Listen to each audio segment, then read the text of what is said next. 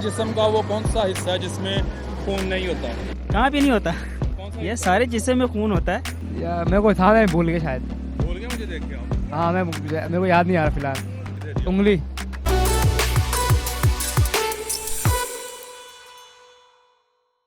ऐसी कौन सी चीज़ है जिसे आग नहीं लगती लेकिन उसे बुझाना पड़ता है? आग नहीं लगती, पानी, जलन होती है, गुस्सा, वो इंसान के अंदर की चीज़ है, हमेशा उसके साथ रहती है। गर्मी।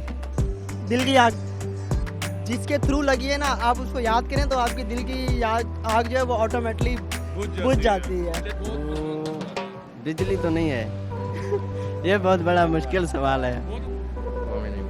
खाने की आग होती है, खाने की आग, जैसे भूख लगती है तो उनमें आग लग जाती है, मैं खाना खाऊं, ये करूं वो करूं। ऐसी कौन सी चीज़ है जिसे आग नहीं लगती फिर भी जाना पड़ता है? जज्बात। नहीं, जज्बात को रोज नहीं आग लगती ना। फिजिकल चीज़ है, इमोशंस है। वो फिजिकल चीज़ है, इंसान के अंदर फिजिकल इंसान के अंदर ही है वो आग लगती है पर रोजाना बुझाना पड़ता है। प्यास। चीज़ है। पानी की आग, यस, प्यास। प्यास, प्यास की आग। जख्म लगे या टूटे खून नहीं निकलता। इंसानी जिस्म का वो नाखून। हिस्सा है, ये नाखून। बाल।